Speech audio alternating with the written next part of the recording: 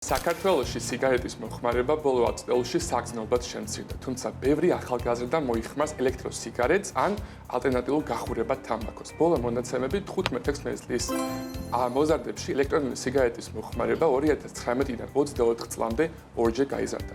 ეს ტენდენცია ევროპაში შეინიშნება, სადაც რამდენიმე ქვეყნის ახალგაზრდებში ელექტროსიგარეტი ყველაზე ხშირად მოხმარებადი თამბაქოს პროდუქტია. რამ განაპირობა ეს ზრდა? არის თუ არა არომატიზირებული ახალი პროდუქტები ახალგაზრდებისთვის განსაკუთრებულად მიმზიდველი? რამდენად ეფექტურად აკონტროლებს ამ ბაზარს საქართველოს კანონმდებლობა? ამ საკითხზე სადოქტორო კვლევა ჩატარდა საქართველოს უნივერსიტეტის დოქტორანტმა თამარა აბულაძემ.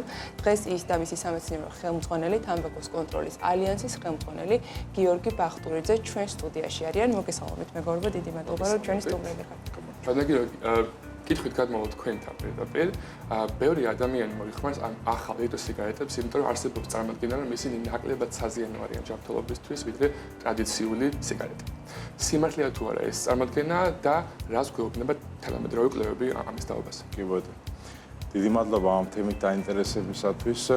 სამწუხაროდ ეს არის მითი.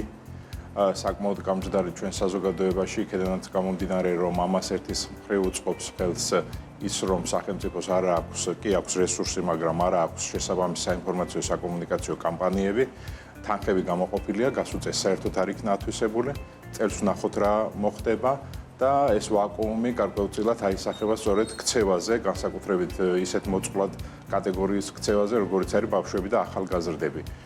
რაც შეეხება ზიანს, უკვე ასეულობით ახალ პროდუქტებთან დაკავშირებით კვლევები იქნა დადებული და მეტაანალიზმა აჩვენა გასულ წელს და წელსაც ახლა რომ ვნახე უკვე ახალი გამოცემა არის 2026 წლის იანვრის უკვე რომ ის დაავადებები რაც ასოცირებულია ჩვეულებრივი თამბაქოს მოხმარებასთან ასევე ასოცირებულია ელექტრონული სიგარეტის მოხმარებასთან. შესაბამისად ილუზია ის, რასაც მე ვამბობ, რომ ეს ამერიკის შეერთებული შტატების მეცნიერებმა გააკეთეს ეს კვლევა, რომ თითქოს რაიმე განსხვავება ზიანთან დაკავშირებით არის. უფრო მეცაც გეტყვით, ბავშვებთან მიმართებაში ელექტრონული სიგარეტი რო ავიღოთ, მასში კონცენტრირებულია ნიკოტინი საკმაოდ მაღალი რაოდენობით, ასევე გამუდმებით უკავიათ ხელში, უჭირავთ ხელში. და ქცევითი მიჯაჭვულობის უძლიერეს ფორმასთან გვაქვს საქმე. ერთი მხრივ აქ გვაქვს ნარკოტიკი ნიკოტინი ხო, რომელიც ძლიერ მიჯაჭვულობას იწვევს. მეორე მხრივ ქცევითი მიჯაჭვულობის თვალსაზრისით ეს არის ბომბი ბავშვებისთვის და შემდგომ პერიოდში, როცა ვთქვათ, ახალგაზრდები გადაწყვეტენ, რომ დაანებონ თავი, საკმაოდ რთული იქნება პროცესი. ფსიქოზის ახალი სახე ჩამოყალიბდა ამ თვალსაზრისით, იქედან გამომდინარე, როგორც გითხარით, რომ თუ ჩვეულებრივ სიგარეტს გარკვეული პერიოდულობით ეწევა ადამიანი, ელექტრონული სიგარეტი რახან გამუდმებით აქვს 10-ჯერ მეტ ქცევით მოძრაობას აკეთებს იმისთვის, რომ მოიხმაროს. მეორე ადვილია მისი მოხმარებით დაწყება. 8-9 წლის ბავშვები სინჯავენ ამ ლეტალურ ახალი ტიპის ლამაზად შეფუთულ ლეტალურ პროდუქტს. მალევე ხდებიან დამოკიდებული ამ ლეტალურ პროდუქტზე და შემდგომ უკვე ექსპერიმენტების თვალსაზრისით ჩვეულებრივ სიგარეტსაც სინჯავენ და სხვა ნარკოტიკულ საშუალებებსაც. მოკლედ, ეს არის კარიბჭე ამ შემთხვევაში, საკმაოდ მარტივით დაწყება ამ პროცესის და მე მალევე ხდები დამოკიდებული და უკვე საკმაოდ რთულია მასზე თავის დანებება. ამიტომ კიდევ ერთხელ მოუწოდებ მათ შორის განსაკუთრებით მშობლებს, რომლებსაც ასევე ძალიან მსუბუქად მიაჩნია რა მოხდა მერე, არომატებია, თითქოს რაიმე ზიანის მომტანი შეიძლება არ იყოს, მაგრამ როგორც კი ეს არომატები ან მისი გამხსნელი, ვთქვათ, გლიკოლი გარკვეულ ტემპერატურულ რეჟიმს აცდება, ეს უვნებელი ნივთიერებაც კი, რომელიც სამედიცინო კუთხით ვიყენებთ ჩვენ, ცივ მდგომარეობაში რა თქმა უნდა, გახურების შედეგად გარდაიქმნება და იშლება კანცეროგენებად და ტოქსინებად. ნამდვილად ისეთი ასაკი ახსენეთ 8-9 წელიც. დიახ, ეს არის კატასტროფული ასაკი, ნამდვილად და აი ინიცირების, ანუ დაწყების. ნამდვილად პატარა ასაკია საკმაოდ იმისთვის, რომ ესეთი რაღაცა შეიძლება რომ გასინჯადოთ.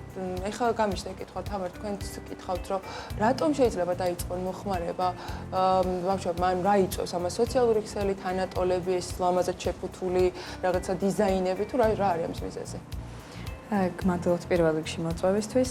ამის მიზეზი შესაძლოა იყოს სწორედ თამბაქოს ინდუსტრიის მიზანმიმართული, ასე ვთქვათ, კამპანია, რომ ეს პროდუქტები არის თითქოს უფრო ტრენდული, უფრო ნაკლებ საზიანო ტრადიციულ სიგარეტთან შედარებით, შეიცავს ისეთ არომატებს, შესაბამისად გემოს და სუნს, რომელიც არის მიმზიდველი განსაკუთრებით ამ ასაკობრივი კატეგორიისთვის და შესაძლოა სწორედ ეს იყოს დაწყების მიზეზი.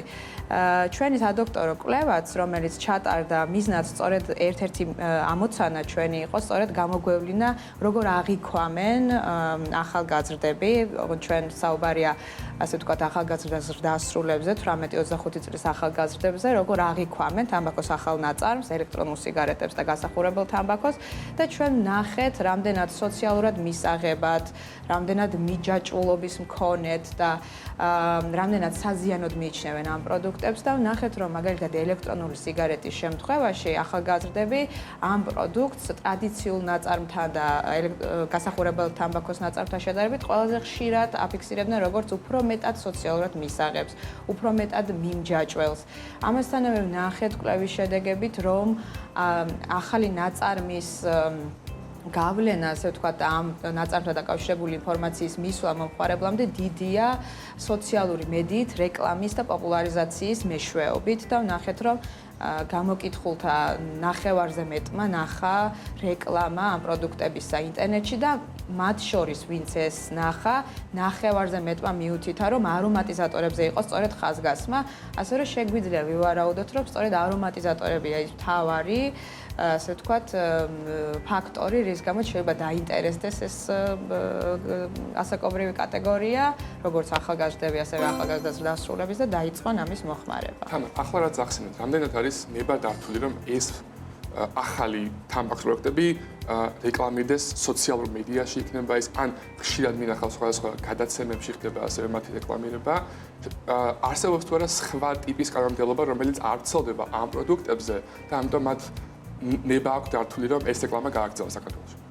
მოგახსენებთ, საქართველოში თამბაქოს ყველა სახის ნაწარმის, მათ შორის თამბაქოს ახალი ნაწარმის რეკლამა, პოპულარიზაცია, როგორც პირდაპირ, ასევე არაპირდაპირ ფორმით არის აკრძალული და აკრძალულია მათ შორის ყველა საშუალებით და მათ შორის ინტერნეტითაც, მაგრამ კვლევის შედეგებმა გვაჩვენა საპირისპირო, ხო, ანუ ხედავენ რეკლამას, ეს შეიძლება განპირობებული იყოს ორი მიზეზით. პირველი ის, რომ სამწუხაროდ უნიკოტინო ელექტრონული სიგარეტები რჩება რეგულირების მიღმა, რადგან საქართველოს კანონმდებლობა ამ პროდუქტს ნიკოტინის არშემცველობის და თამბაქოს ელემენტების არშემცველობის გამო ტოვებს თამბაქოს კონტროლის კანონმდებლობის მიღმა და შესაბამისად მასზე ვერ ავრცელებს რეკლამის აკრძალვის რეგულაციას და მეორე მიზეზი რაც შეიძლება იყოს, ეს არის აღსრულების სისუსტე.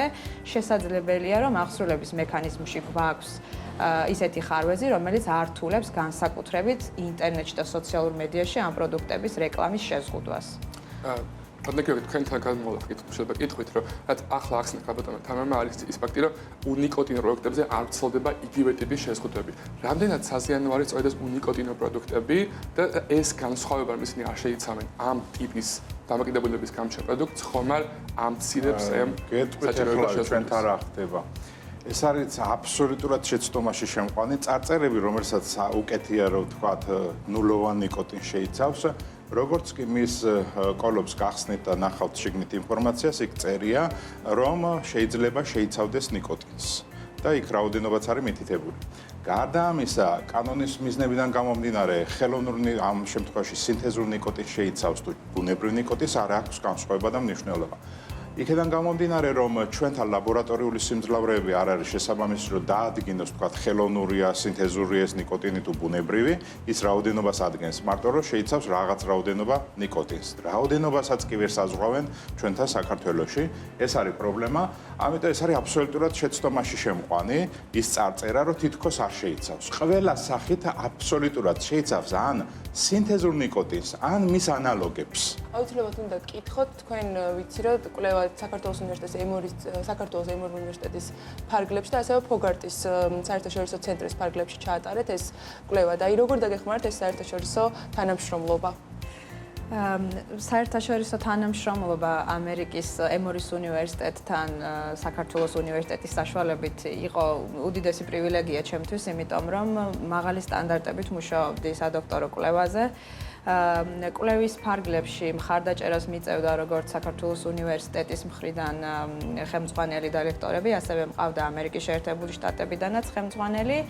და ეს პროცესი მიმდინარეობდა ორივე მხარის, ასე ვთქვათ, მხარდაჭერის ფარგლებში და ამასთან ერთად სადოქტორო პროგრამაზე სწავლის დროს მომეცა შესაძლებლობა, რომ კვლევა, ასე ვთქვათ, გამეგრძელებინა ნაწილი კვლევისა, რომელიც ასევე პოლიტიკის ანალიზის ნაწილი იყო, განმეხორციელებინა პარიზის City უნივერსიტეტში და ამაშიც დიდი როლი მიუძღვის საქართველოს უნივერსიტეტსაც და ასევე შოთა რუსთაველის სამეცნიერო ფონდსაც. როგორც ვიცი, 14 მკვლევარი არის ამ პროექტში ჩართული და საერთოდ აი ჯანდაცვის დარგის კვლევაში ეს როგორ გეხმარებათ ეს ასე ვთქვათ, ამდენი ადამიანის ჩართულობა და საქართველოს უნივერსიტეტის ეს როლი? ეს არის ძალიან დიდი მხარდაჭერა, რომელიც ყველა ახალგაზრდა მკვლევარს სჭირდება.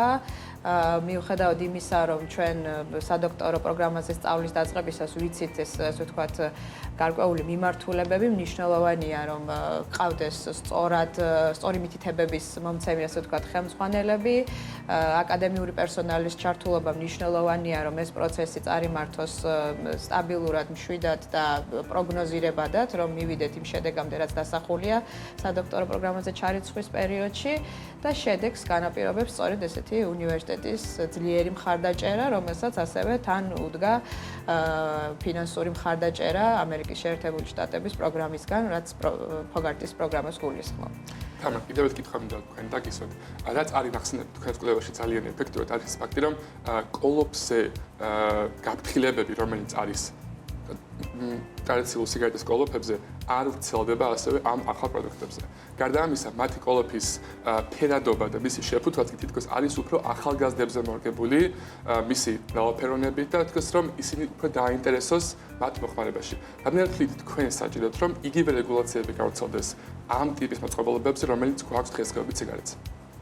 გმადლობ შეკითხვისთვის, ეს ძალიან აქტუალური თემაა და ჩვენ სადოქტორო ნაშრომის ბოლოს შევიმუშავეთ კონკრეტული რეკომენდაციები, რომელთაგან პირველი არის არომატიზატორების რეგულირება თამბაქოს ახალ ნაწარმში და არა მარტო ახალ ნაწარმში და მეორე და ძალიან მნიშვნელოვანი გახლავთ სწორედ შეფუთვის რეგულირება, არსებული კანონმდებლობით თამბაქოს ახალი ნაწარმი სარგებლობს რიგი გამონაკლისებით, შეფუთვასთან დაკავშირებით და მე ვსაუბრობ როგორც შეფუთვის სტანდარტიზებასთან მიმართებით, ასევე შეფუთვაზე სამედიცინო გაფრთხილებების დატანასთან დაკავშირებით.